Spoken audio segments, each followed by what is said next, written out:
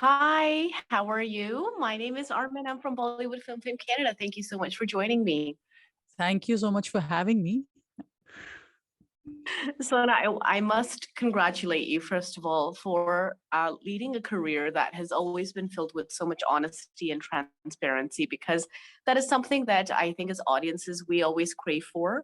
And really, at the core of a documentary, at the core of following your journey, has to be honesty. Tell me a little bit about the role of honesty and authenticity in your life as a creative person in the public eye.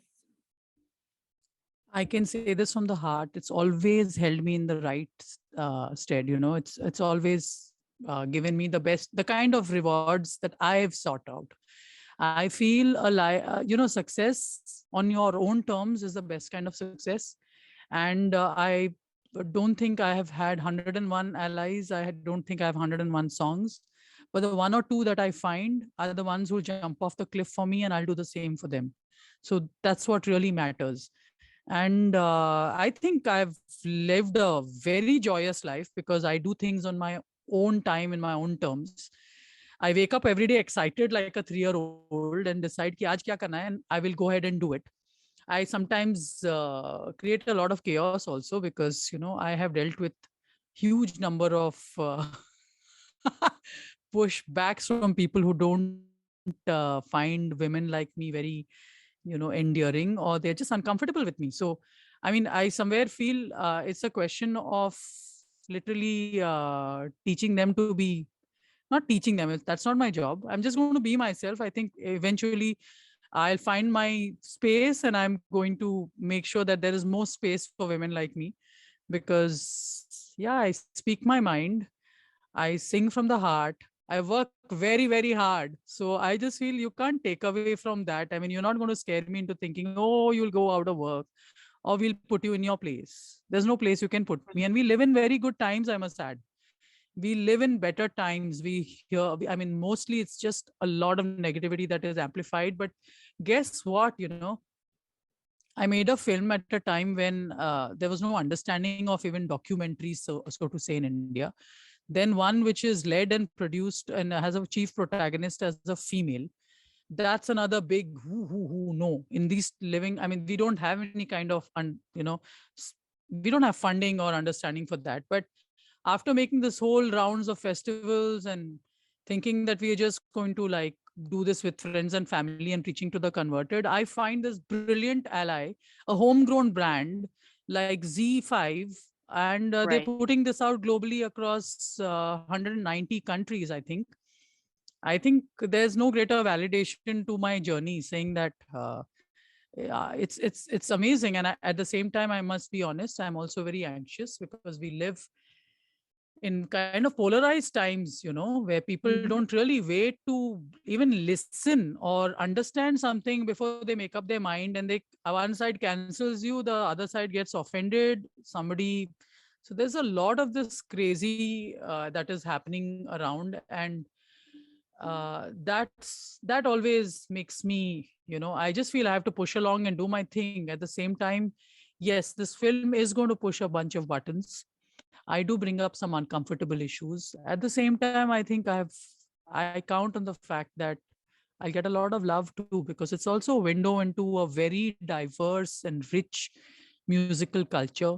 It's a land that is very generous. The people of India are amongst the most generous. I've traveled the world, and I feel the poorer Indians, in fact, are the most large-hearted, giving. They'll give you food, sweets, and when we kept traveling across 17, 18 places, small towns, villages, cities. It's like I say, it's a love letter to India. It's a love letter to a country that is a little uncomfortable with my voice once in a while, but otherwise, it's a lovely, lovely country. And there's a lot of my musical inspirations that I get to share with my audience. And also, let me be very clear: it's neither autobiographical, nor is it some hagiography, nor is it glorifying me. I think the fact that it has a very universal theme of a female artist navigating largely a man's world, and yet, having fun, because I'm having fun all the time. And all the theatricals that we had of the film across the festival circuit, people would be Yes. laughing away and laughing away. And I was wondering, sitting there, am I a stand up act? Because I don't see myself particularly funny or witty. But clearly, people found a lot of my life funny. And there's a lot of tears and a lot of uh, emotional moments also, where I felt wonderful that I could make this journey, to be honest. And I think we live in times where I can tell my story and I can find an audience for the story in itself. I mean, we are living in better times. For sure. You said woman like me a couple of times. And what it's so interesting. We don't ever hear a man saying a man like me. But women like me, I mean, can we deconstruct that for a second? Because what why is it so important that a woman has to say a woman like me? Or what is the necessity, or uh, why that phraseology? I mean, you're bang on right. I'm constantly trying to, like, navigate this world, even when I speak to women. And I've Mm, gotten used to the fact that I say I'm not apologetic, and I'm not. But I know that a woman like me is tough to handle. It's like, oh my God, because we are in a deeply patriarchal society. It's like almost like now one of those cliched words, but how else to say it? We have the minions of patriarchy. A lot of them are women. I have yeah, undergone this absolute heartbreak of being in India's biggest reality music show, where I was the first female judge. And a lot of PR done around 23 years, mein pehla female judge, Sona Mohapatra. But the moment the Me Too movement came out and I stood up and I spoke, I realized that it was not the organization. There were a lot of forces at play on the sets, and a lot of the men got a little uncomfortable saying, God knows what she's going to say next. They didn't even understand the moment. They didn't understand it's not about gossip. I spoke about what happened to me. Others speak about. So right. either which way, I was asked to leave overnight. It was heartbreaking. But what was even more heartbreaking is there were some very, very senior women in the whole setup, and they knew the power play and the conflicts and what was happening. But they just, nobody stood up. Nobody said that, let me stick my neck out for you. And I was like, there is no sisterhood. And I Mm, understand, I empathize, I understand that your opportunities have come by, it's been so difficult for you to find a place in this, there is this glass ceiling, there are these complicated ecosystems in organizations, women are navigating it themselves all the time. I understand all of that, yet it's heartbreaking to mm, know that the women didn't stand up, men anyway, which is why I feel this film is a call out to not only my sisterhood, saying that let's make a sisterhood. Why is it that there are so many boys clubs, and why don't women rally around each other more? Why is it that so scarce are opportunities, that we have this scarcity mindset saying, oh my God, the other woman is whom I rather push back and let, like we're comfortable with, like being minions to the patriarchs out there.